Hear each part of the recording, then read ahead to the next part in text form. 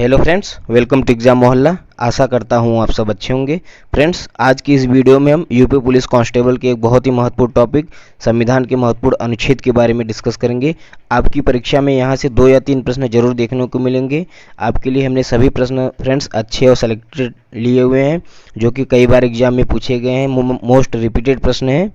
तो ध्यान रखिएगा, यह सभी प्रश्न आपकी परीक्षा के लिए बेहद इंपॉर्टेंट है। वीडियो में आप लास्ट तक जरूर बने रहिएगा और लास्ट में हमें कमेंट करके बताइएगा कि आपके इन सभी प्रश्नों में से कितने प्रश्न सही हो रहे हैं। इससे आपका एक कॉन्फिडेंस भी बूस्ट होगा, ठीक है। और फ्रेंड्स, अगर आप किसी भी एग्जाम की तैयारी करते हैं तो हमारे चैनल एग्जाम मोहल्ला को जरूर सब्सक्राइब करिएगा। इस पर मैं सभी कॉम्पिटिटिव एग्जाम की तैयारी कराता हूँ, ठीक है। यह आपकी परीक्षाओं के लिए बेहद हेल्पफुल होगा। चलिए फ्रेंड्स, शुरू करते हैं। पहला प्रश्न देखते हैं, संविधान के किस अनुच्छेद में यह अंकित है कि इंडिया अर्थात भारत राज्यों का संघ होगा। संविधान के किस आर्टिकल में बताया गया है कि इंडिया जो है राज्यों का संघ होगा, भारत जो होगा वह राज्यों का संघ होगा। तो ध्यान रखिएगा friends, option A right answer हो जाएगा। हमारे संविधान के अनुच्छेद 1 में बताया गया है कि भारत जो है राज्यों का संघ होगा, ठीक है। अगला प्रश्न देखते हैं, भारतीय संविधान के किन अनुच्छेदों में नागरिकता संबंधी प्रावधान दिए गए हैं, ठीक है। हमारे संविधान में किन किन अनुच्छेदों में भारतीय नागरिकता से संबंधित प्रावधान दिए गए हैं कि किस कंडीशन में आपकी नागरिकता रहेगी, किस में नहीं रहेगी। नागरिकता के लिए जितने सभी भी प्रावधान हैं उसको 5 से 11 तक के आर्टिकल, ठीक है। अनुच्छेद 5 से लेकर अनुच्छेद 11 तक जितने भी आर्टिकल हैं, यह सभी आर्टिकल जो है नागरिकता संबंधी प्रावधान इसमें दिए गए हैं। और यह पार्ट भी पूछ लेता तो ध्यान रखिएगा, यह चीज़ पार्ट 2 में, ठीक है, भाग 2 में दिया गया, ठीक है। नागरिकता संबंधी प्रावधान भाग 2 में अनुच्छेद 5 से लेकर 11 तक दिए गए हैं। अगला प्रश्न देखते हैं फ्रेंड्स, निम्नलिखित में से किन अनुच्छेदों द्वारा भारतीय संविधान में नागरिकों को मूल अधिकार निश्चितता प्रदान की गई। मूल अधिकारों की निश्चितता किस में प्रदान की है, किस आर्टिकल में प्रदान की गई है। तो ध्यान रखिएगा, संविधान में देश के सभी नागरिकों के लिए भाग 3 में, ठीक है, भाग 3 में आर्टिकल 12 से लेकर 35 तक जो है मौलिक अधिकारों के बारे में बताया गया है, ठीक है। सभी नागरिकों के लिए मौलिक अधिकार अनुच्छेद 12 से लेकर 35 तक दिए गए हैं। इंपॉर्टेंट प्रश्न है, ध्यान रखिएगा इसको। अगला प्रश्न देखते हैं फ्रेंड्स, नौकरियों तथा शैक्षणिक संस्थानों में समाज के कमजोर वर्ग के लिए आरक्षण उपलब्ध कराने के लिए केंद्र सरकार को संविधान का कौन सा अनुच्छेद अधिकार प्रदान करता है, ठीक है। संविधान के कौन से अनुच्छेद में जो है कमजोर वर्ग के लोगों के लिए आरक्षण प्रदान किया गया है। तो ध्यान रखिएगा, अनुच्छेद 16 में, ठीक है। आर्टिकल 16 में प्रावधान किया गया है कि जितने भी नौकरियों और शैक्षिक संस्थाओं में जितने भी समाज में कमजोर वर्ग हैं उनके लिए आरक्षण प्रदान किया जाएगा। तो ऑप्शन बी आपका राइट आंसर हो जाएगा। अगला प्रश्न देखते हैं, भारतीय संविधान का निम्न में से कौन सा अनुच्छेद अस्पृश्यता का उन्मूलन करता है तथा किसी भी रूप में इसके आचरण का निषेध करता है, यानी कि छुआछूत के विरुद्ध जो है कौन सा आर्टिकल है। वेरी वेरी इंपॉर्टेंट प्रश्न है दोस्तों, यह कई बार परीक्षा में पूछा गया, चाहे एसएससी का हो, चाहे यूपी पुलिस का हो, किसी भी एग्जाम का हो, यह प्रश्न सबका फेवरेट रहता है। तो ध्यान रखिएगा, अनुच्छेद 17 में जो है छुआछूत उन्मूलन के बारे में बताया गया है, अस्पृश्यता का उन्मूलन के बारे में बताया गया है। अगला प्रश्न देखते हैं, भारतीय संविधान का कौन सा अनुच्छेद राष्ट्रपति के पद के पुनः निर्वाचन की योग्यता निर्धारित करता है। राष्ट्रपति के पद के पुनः निर्वाचन की योग्यता निर्धारित करता है। तो फ्रेंड्स ध्यान रखिएगा, हमारे संविधान के अनुच्छेद 52 में जो है राष्ट्रपति के पद के बारे में बताया गया है और अनुच्छेद 57 में, ठीक है। ऑप्शन डी राइट आंसर आपका यहाँ पे हो जाएगा। आर्टिकल 57 में बताया गया है कि कोई भी व्यक्ति जो है राष्ट्रपति पद के लिए कितनी बार भी निर्वाचित हो सकता है, ठीक है। पुनः निर्वाचन के बारे में बताया गया है। अगला प्रश्न देखते हैं, भारतीय संविधान के किस अनुच्छेद के अंतर्गत भाषण एवं अभिव्यक्ति की स्वतंत्रता दी गई है, ठीक है। भारतीय संविधान के किस अनुच्छेद के अंतर्गत भाषण एवं अभिव्यक्ति की स्वतंत्रता दी गई है। तो फ्रेंड्स ध्यान रखिएगा, अनुच्छेद 19 में, ठीक है। अनुच्छेद 19 में जो है भाषण एवं अभिव्यक्ति की स्वतंत्रता के बारे में बताया गया है। हमारे संविधान में जो है स्वतंत्रता का अधिकार जो है आर्टिकल 19, 20, 21, ठीक है, 19, 20, 21 और 22 में दिया गया है। इस चीज़ को ध्यान रखिएगा, स्वतंत्रता का अधिकार 19, 20, 21 और 22 में दिया गया है। 4 जो है आर्टिकल स्वतंत्रता के बारे में हमें बताते हैं, जिसमें से भाषण एवं अभिव्यक्ति की स्वतंत्रता के बारे में बताता है आर्टिकल 19। अगला प्रश्न देखते हैं, भारतीय संविधान के किस अनुच्छेद में प्रेस की स्वतंत्रता के बारे में बताया गया है। Freedom of press, very very important प्रश्न है, ध्यान रखिएगा, स्टार मार्क कर लीजिएगा। तो हमारे संविधान में प्रेस की स्वतंत्रता के बारे में बताया गया है किस आर्टिकल में, आर्टिकल 19 फर्स्ट में, ठीक है, 19A में बताया गया है प्रेस की स्वतंत्रता के बारे में। अगला प्रश्न देखते हैं दोस्तों, मौलिक अधिकार के अंतर्गत कौन सा अनुच्छेद बच्चों के शोषण से संबंधित है? ठीक है, बच्चों के शोषण से संबंधित कौन सा अनुच्छेद है? तो ध्यान रखिएगा फ्रेंड्स, मौलिक अधिकारों में जो है आर्टिकल 23 और 24, ये जो दोनों आर्टिकल हैं ये शोषण के विरुद्ध अधिकार के बारे में हमें बताते हैं, जिसमें से 23 हमें बताता है कि आप जो है मानव तस्करी यानी ह्यूमन ट्रैफिकिंग नहीं कर सकते हैं, किसी से बेगारी या जबरन मजदूरी नहीं करा सकते हैं, और 24 यह बताता है जो है कि 14 वर्ष से कम आयु के बच्चों को कारखानों में, ठीक है, काम आप नहीं करा सकते हैं। तो बच्चों के शोषण से संबंधित कौन सा आर्टिकल है? Article 24, option D right answer हो जाएगा, अनुच्छेद 24। अगला प्रश्न देखते हैं दोस्तों, भारतीय संविधान के किस अनुच्छेद में अल्पसंख्यकों के हितों के संरक्षण की व्यवस्था की गई है? किस अनुच्छेद में बताया गया है जितने भी हमारे देश में माइनॉरिटीज़ हैं, मुस्लिम हो गए, सिख्स हो गए, जैनिज़्म हो गए, बुद्धिज़्म हो गए, क्रिश्चियन हो गए, तो जितने भी माइनॉरिटीज़ हैं इनके हितों के संरक्षण के बारे में किस आर्टिकल में बताया गया है? तो ध्यान रखिएगा आर्टिकल 29, ठीक है, अनुच्छेद 29 में जो है इसके बारे में बताया गया है। यह भी इंपॉर्टेंट आर्टिकल है, ध्यान रखिएगा। सभी प्रश्न, सभी आर्टिकल हमने इंपॉर्टेंट ही लिए हैं, आप सबको एक तरफ से अच्छे से देखिएगा, यहाँ से डेफिनेटली प्रश्न आपकी परीक्षा में बनेंगे। अगला प्रश्न देखते हैं, कौन से अनुच्छेद के अंतर्गत भारत का सर्वोच्च न्यायालय नागरिकों के मौलिक अधिकारों की रक्षा करता है? फ्रेंड्स, यह भी इंपॉर्टेंट प्रश्न है, ध्यान रखिएगा। जब हमारे मौलिक अधिकारों का हनन किया जाता है तो हम आर्टिकल 32 के तहत, ठीक है, आर्टिकल 32 के तहत जो है सुप्रीम कोर्ट में याचिका दायर कर सकते हैं, ठीक है। तो ऑप्शन डी राइट आंसर हो जाएगा कि आर्टिकल 32 जो होता है हमारे आर्टिकल 32 के तहत सर्वोच्च न्यायालय यानी कि देश का सुप्रीम कोर्ट हमारे मौलिक अधिकारों की रक्षा करता है, ठीक है। अगला प्रश्न देखते हैं, भारतीय संविधान के किन अनुच्छेदों में राज्य के नीति निर्देशक तत्वों का उल्लेख किया गया है? डीपीएसपी के बारे में बताया गया है, तो ध्यान रखिएगा फ्रेंड्स, राज्य के नीति निर्देशक तत्वों को किस अनुच्छेद में बताया गया है? तो अनुच्छेद 36 से लेकर 51 तक हमारे संविधान में राज्य के नीति निर्देशक तत्वों के बारे में बताया गया है। एक प्रश्न यहाँ से अक्सर परीक्षा में पूछा जाता है कि नीति निर्देशक तत्व कहाँ से लिए गए हैं? तो ध्यान रखिएगा आयरलैंड के संविधान से लिए गए हैं, ठीक है, इस चीज़ को भी आप ध्यान रखिएगा। और मौलिक जो है अधिकार कहाँ से लिए गए हैं? तो संयुक्त राज्य अमेरिका यानी यूनाइटेड स्टेट ऑफ अमेरिका से लिए गए हैं। अगला प्रश्न देखते हैं, भारतीय संविधान के अंतर्गत कल्याणकारी राज्य की अवधारणा निम्नलिखित में से किन अनुच्छेद में की गई है? भारतीय संविधान के अंतर्गत कल्याणकारी राज्य की अवधारणा किस अनुच्छेद में की गई है? तो ध्यान रखिएगा अनुच्छेद 39 में, ठीक है, आर्टिकल 39 में जो है कल्याणकारी राज्य के बारे में बताया गया है। अगला प्रश्न देखते हैं फ्रेंड्स, भारतीय संविधान का कौन सा अनुच्छेद राज्य सरकारों को ग्राम पंचायत के गठन का निर्देश देता है? वेरी वेरी इंपॉर्टेंट प्रश्न है, जान लीजिए, मोस्ट इंपॉर्टेंट है, इसको स्टार मार्क कर लीजिएगा कि राज्य सरकारों को ग्राम पंचायतों के गठन के बारे में संविधान का कौन सा आर्टिकल बताता है? तो आर्टिकल 40 के तहत जो है राज्य सरकारें ग्राम पंचायतों का गठन कर सकती हैं, ठीक है, अनुच्छेद 40 के तहत, इंपॉर्टेंट है, ध्यान रखिएगा इसको।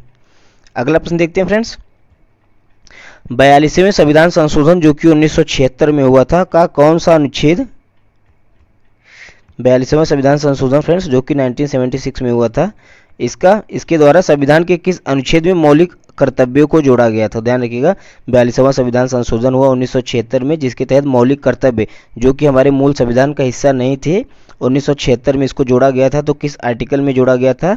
तो ध्यान रखिएगा अनुच्छेद 51A में, ठीक है, वेरी वेरी इंपॉर्टेंट प्रश्न है दोस्तों, ध्यान रखिएगा 51A में जो है मौलिक कर्तव्य को जोड़ा गया। और प्रश्न पूछा जाता है कि मौलिक कर्तव्य हमारे देश के संविधान में किस देश के संविधान से लिए गए हैं? तो ध्यान रखिएगा रसिया के संविधान से लिए गए हैं, ठीक है। अगला प्रश्न देखते हैं, संघ की कार्यपालिका शक्ति राष्ट्रपति में निहित होगी। संघ की कार्यपालिका शक्ति राष्ट्रपति में निहित होगी, जिसका प्रयोग वह स्वयं या अपने अधिकारियों द्वारा करेगा। यह किस आर्टिकल में बताया गया? इसके बारे में किस आर्टिकल में बताया गया फ्रेंड्स? तो ध्यान रखिएगा राष्ट्रपति से रिलेटेड जितने भी आर्टिकल है उनको आप देख लीजिएगा, हालांकि उस पर हमने वीडियो बनाया हुआ है, अच्छे से बताया हुआ है, वीडियो आपको डिस्क्रिप्शन में मिल जाएगी, मैं मेंशन कर दूंगा। ध्यान रखिएगा ऑप्शन सी राइट आंसर हो जाएगा अनुच्छेद 53 में, ठीक है, आर्टिकल 53 में बताया गया है कि संघ की कार्यपालिका शक्ति जो है राष्ट्रपति में निहित होगी। अगला प्रश्न देखते हैं, भारत के संविधान के किस अनुच्छेद के अंतर्गत भारत के राष्ट्रपति पर महाभियोग यानी इम्पीचमेंट चलाया जा सकता है? तो राष्ट्रपति पर महाभियोग की प्रक्रिया जो है किस अनुच्छेद के तहत चलाई जा सकती है? वेरी वेरी इंपॉर्टेंट प्रश्न है, ध्यान रखिएगा अनुच्छेद 61 के तहत, ठीक है, अनुच्छेद 61 के तहत भारत के राष्ट्रपति पर महाभियोग की प्रक्रिया चलाई जा सकती है। अगला प्रश्न देखते हैं, संविधान के किस अनुच्छेद में उपराष्ट्रपति के पद का प्रावधान किया गया है? जैसे आर्टिकल 52 में राष्ट्रपति के पद के बारे में बताया गया है फ्रेंड्स, वैसे ही आर्टिकल 63 में भारत के उपराष्ट्रपति के पद के बारे में बताया गया है। ठीक है, आर्टिकल 63 में जो है उपराष्ट्रपति के पद के बारे में बताया गया है। ऑप्शन सी आपका राइट आंसर हो जाएगा।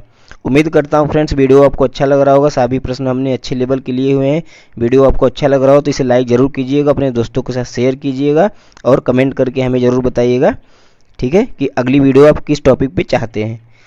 अगला प्रश्न देखते हैं। संविधान के किस अनुच्छेद के अंतर्गत मंत्रीगण सामूहिक रूप से लोकसभा के प्रति उत्तरदायी होता है? ठीक है, संविधान के किस आर्टिकल में बताया गया है कि मंत्रीगण जो होते हैं सामूहिक रूप से लोकसभा के प्रति उत्तरदायी होते हैं? तो फ्रेंड्स ध्यान रखिएगा, आर्टिकल 75 अनुच्छेद 75 में यह बताया गया है कि मंत्रीगण जो होंगे लोकसभा के प्रति उत्तरदायी होंगे। ठीक है, इंपॉर्टेंट प्रश्न है, ध्यान रखिएगा। आगे बढ़ते हैं। भारत के महान्यायवादी की नियुक्ति से संबंधित अनुच्छेद है, यह भी इंपॉर्टेंट है, ध्यान रखिएगा। भारत के महान्यायवादी के बारे में पूछ रहा है कि उसकी नियुक्ति किस अनुच्छेद के अंतर्गत की जाती है? तो आर्टिकल 76 के तहत। ठीक है, आर्टिकल 76 के तहत जो है भारत के महान्यायवादी की नियुक्ति जो है की जाती है। अगला प्रश्न देखते हैं फ्रेंड्स। कौन सा अनुच्छेद संसद के दोनों अधिवेशनों के बीच 6 माह के अंतराल की अनिवार्यता का उल्लेख करता है? किस अनुच्छेद में बताया गया है कि संसद के दोनों अधिवेशनों के बीच जो है 6 माह का गैप होगा? इसकी अनिवार्यता के बारे में उल्लेख किस अनुच्छेद में किया गया है? तो ध्यान रखिएगा, आर्टिकल 85 अनुच्छेद 85 में इसके बारे में बताया गया है। अगला प्रश्न देखते हैं साथियों। राष्ट्रपति संविधान के किस अनुच्छेद के तहत लोकसभा को भंग कर सकता है? यह भी जो है अनुच्छेद 85 में ही बताया गया। तो एक साथ दोनों को याद रखिएगा कि दोनों सत्रों के बीच जो है 6 माह की अनिवार्यता और राष्ट्रपति लोकसभा को भंग कर सकता है, इसके बारे में अनुच्छेद 85 में हमें बताया गया। ठीक है, आगे बढ़ते हैं। संविधान के किस अनुच्छेद में के द्वारा संसद की संयुक्त बैठक का प्रावधान किया गया है? तो संसद की संयुक्त बैठक जब दोनों सदनों में मतभेद होता है किसी विधेयक को पास करने में, तो ऐसी कंडीशन में जो है राष्ट्रपति जो है संयुक्त बैठक बुलाता है, जिसकी अध्यक्षता लोकसभा स्पीकर करता है। ध्यान रखिएगा, ये प्रश्न पूछा जाता है कि संयुक्त बैठक कौन बुलाता है, संयुक्त अधिवेशन कौन बुलाता है? तो राष्ट्रपति बुलाता है, लेकिन उसकी अध्यक्षता जो है लोकसभा स्पीकर करता है। तो यह प्रावधान संविधान के किस आर्टिकल में दिया गया है? तो ध्यान रखिएगा, अनुच्छेद 108 में दिया गया। ठीक है, अनुच्छेद 108 में संयुक्त बैठक के बारे में बताया गया है। अगला प्रश्न देखते हैं। संविधान के किस अनुच्छेद में धन विधेयक की परिभाषा दी गई है? संविधान के किस आर्टिकल में जो है मनी बिल यानी धन विधेयक के बारे में बताया गया है? तो फ्रेंड्स ध्यान रखिएगा, ऑप्शन सी राइट आंसर हो जाएगा, अनुच्छेद 110। ठीक है, आर्टिकल 110 में जो है मनी बिल के बारे में बताया गया हमारे इंडियन कॉन्स्टिट्यूशन में। अगला प्रश्न देखते हैं। भारतीय संविधान का निम्न में से कौन सा अनुच्छेद भारत के राष्ट्रपति में अध्यादेश जारी करने की शक्ति प्रदान करता है? वेरी वेरी इंपॉर्टेंट प्रश्न है, ध्यान रखिएगा। राष्ट्रपति से रिलेटेड जितने भी आर्टिकल हैं उन सबको आप देख लीजिएगा, सभी वहाँ से प्रश्न पूछे जाते हैं, सब इंपॉर्टेंट है। तो राष्ट्रपति अध्यादेश किस अनुच्छेद के तहत जारी कर सकता है? तो ध्यान रखिएगा फ्रेंड्स, आर्टिकल 123। ठीक है, अनुच्छेद 123 के तहत जो है राष्ट्रपति अध्यादेश जारी कर सकता है। अगला प्रश्न देखते हैं। संविधान के किस अनुच्छेद में सर्वोच्च न्यायालय के न्यायाधीश पर महाभियोग चलाए जाने का प्रावधान किया गया है? यानी कि सुप्रीम कोर्ट के न्यायाधीश को भी महाभियोग की प्रक्रिया से ही हटाया जाता है। तो यह किस आर्टिकल में बताया गया है इसका प्रावधान? तो ध्यान रखिएगा फ्रेंड्स, आर्टिकल 124 अनुच्छेद 124 में इसका प्रावधान किया गया है कि आर्टिकल 124 के तहत जो है संयुक्त सुप्रीम कोर्ट के जो है चीफ जस्टिस को या न्यायाधीशों को हटाया जा सकता है महाभियोग की प्रक्रिया द्वारा। अगला प्रश्न देखते हैं। राष्ट्रपति सर्वोच्च न्यायालय से संबंधित किन अनुच्छेद के अंतर्गत परामर्श ले सकता है? ठीक है, राष्ट्रपति जो होता है वह सुप्रीम कोर्ट से संविधान के किस अनुच्छेद के अंतर्गत परामर्श या सलाह ले सकता है? तो ध्यान रखिएगा फ्रेंड्स, अगर राष्ट्रपति चाहे तो वह किसी भी विषय पे जो है सुप्रीम कोर्ट से सलाह ले सकता है, लेकिन यहाँ पे यह कंडीशन नहीं रहेगी कि जो सलाह सुप्रीम कोर्ट देगा उसको मानने के लिए राष्ट्रपति बाध्य हो। ठीक है, वो बस सलाह ले सकता है। इसके बारे में जो है आर्टिकल 143 में बताया गया है। वेरी वेरी इंपॉर्टेंट आर्टिकल है, ध्यान रखिएगा। हमने बोल दिया है कि राष्ट्रपति से रिलेटेड जितने भी अनुच्छेद हैं सब आपको अच्छे से याद होने चाहिए। यहाँ अगर आर्टिकल से प्रश्न पूछा जाता है तो राष्ट्रपति से तो एक प्रश्न डेफिनेटली पूछा जाता है। ठीक है, तो आर्टिकल 143 ऑप्शन राइट सही हो जाएगा। आगे बढ़ते हैं। सर्वोच्च न्यायालय अपने द्वारा सुनाए गए किसी निर्णय या आदेश का पुनरावलोकन कर सकता है, ठीक है, यानी जुडिशियल रिव्यू कर सकता है। यह व्यवस्था संविधान के किस अनुच्छेद में उपबंधित की गई है? तो ध्यान रखिएगा, सुप्रीम कोर्ट किसी फैसले को सुनाता है फ्रेंड्स, अगर उसको लगता है कि नहीं है इसकी हमें पुनः जांच करनी चाहिए, तो वह अनुच्छेद 137 के तहत, अनुच्छेद 137 के तहत जो है उसकी पुनः जांच कर सकता है, ठीक है। यह भी इंपॉर्टेंट प्रश्न है, ध्यान रखिएगा। ऑप्शन सी आपका राइट आंसर हो जाएगा। आगे बढ़ते हैं। राज्यों द्वारा प्रार्थना करने पर, राज्यों के द्वारा प्रार्थना करने पर भारत की संसद उन राज्यों के लिए किस अनुच्छेद के अंतर्गत कानून बना सकती है? अगर कोई राज्य अपने कानून बनाना चाहता है तो संसद जो है किस आर्टिकल के तहत कानून बना सकती है? ध्यान रखिएगा, आर्टिकल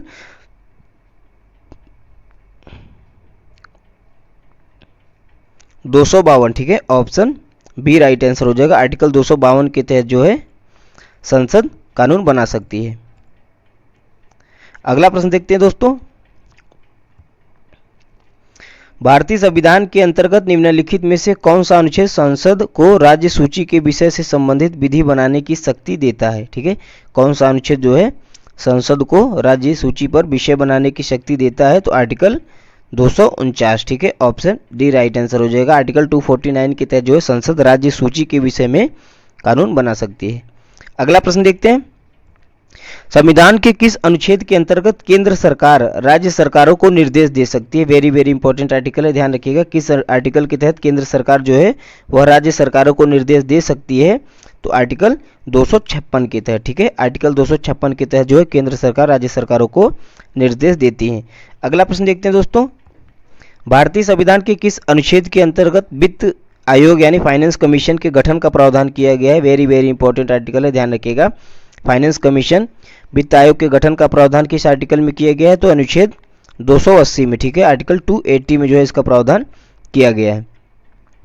अगला प्रश्न देखते हैं।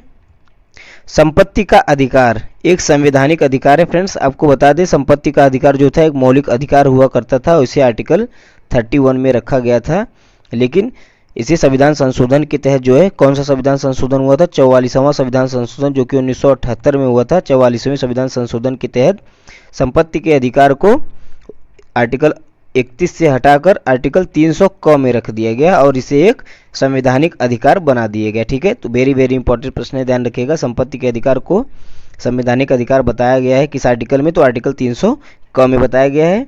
और किस संविधान संशोधन के तहत हुआ था ये? तो ध्यान रखिएगा 44वें संविधान संशोधन के तहत। आगे बढ़ते हैं। भारतीय संविधान के किस अनुच्छेद में नई अखिल भारतीय सेवा की स्थापना का प्रावधान किया गया है?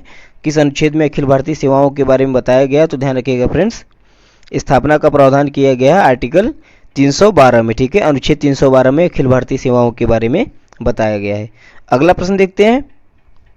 संविधान के किस अनुच्छेद द्वारा संघ और राज्यों के लिए लोक सेवा आयोग का प्रावधान किया गया है?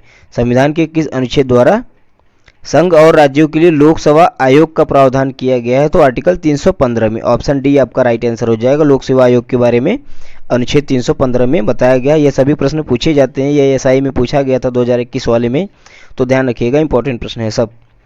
आगे बढ़ते हैं। भारतीय संविधान के किस अनुच्छेद में निर्वाचन आयोग के बारे में बताया गया? वेरी वेरी इंपॉर्टेंट क्वेश्चन है दोस्तों, ध्यान रखिएगा। भारतीय संविधान में किस अनुच्छेद में निर्वाचन आयोग के बारे में बताया गया है? तो ध्यान रखिएगा आर्टिकल 324। आर्टिकल 324 जो है हमें निर्वाचन आयोग यानी इलेक्शन कमीशन के बारे में बताता है, इंपॉर्टेंट प्रश्न है, ध्यान रखिएगा। आगे बढ़ते हैं। अनुसूचित जातियों और अनुसूचित जनजातियों के लिए एक राष्ट्रीय आयोग गठित करने का प्रावधान संविधान के किस अनुच्छेद के अंतर्गत किया गया है? अनुसूचित जाति यानी एससी और एसटी के लिए तो 338, ऑप्शन ए राइट आंसर हो जाएगा। आर्टिकल 338 में जो है अनुसूचित जाति और 338 ए में अनुसूचित जनजाति के लिए राष्ट्रीय आयोग गठित करने का प्रावधान हमारे संविधान में किया गया है। यह भी इंपॉर्टेंट प्रश्न है, ध्यान रखिएगा। आगे बढ़ते हैं साथियों। संविधान के किस अनुच्छेद के अंतर्गत हिंदी को राजभाषा का दर्जा प्रदान किया गया है? वेरी वेरी इंपॉर्टेंट प्रश्न है, हिंदी के पर्सपेक्टिव से आपके परीक्षा में यूपी पुलिस कांस्टेबल में हिंदी भी आएगी, तो उसमें भी यह प्रश्न पूछा जा सकता है, यहाँ भी पूछा जा सकता है, तो ध्यान रखिएगा। अनुच्छेद 343 फर्स्ट, ठीक है, आर्टिकल 343 फर्स्ट में जो है हिंदी को राजभाषा का दर्जा प्रदान किया गया है, ऑप्शन ए राइट आंसर हो जाएगा। अगला प्रश्न देखते हैं। भारत में बाहरी आक्रमण या सशस्त्र विद्रोह के कारण भारत के राष्ट्रपति द्वारा राष्ट्रीय आपातकाल यानी नेशनल इमरजेंसी की घोषणा किस अनुच्छेद के तहत की जा सकती है? वेरी वेरी इंपॉर्टेंट प्रश्न है दोस्तों, ध्यान रखिएगा। अगर हमारे देश में राष्ट्रपति आपातकाल की घोषणा करता है तो इसका प्रावधान किस अनुच्छेद में किया गया है? तो ध्यान रखिएगा अनुच्छेद 352 में, ठीक है। आर्टिकल 352 में जो है राष्ट्रीय आपातकाल के बारे में बताया गया है। अगला प्रश्न देखते हैं, संविधान के किस अनुच्छेद के तहत राज्यों में संवैधानिक तंत्र विफल होने के कारण राष्ट्रपति शासन लागू किया जा सकता है? यह भी इंपॉर्टेंट है, ध्यान रखिएगा। राष्ट्रपति शासन किस अनुच्छेद में बताया गया है जो कि राज्यों में लागू किया जाता है राष्ट्रपति के द्वारा? तो अनुच्छेद 356 में, ठीक है। 352 में जो है राष्ट्रीय आपातकाल के बारे में बताया गया है, 356 में जो है राष्ट्रपति शासन के बारे में बताया गया है।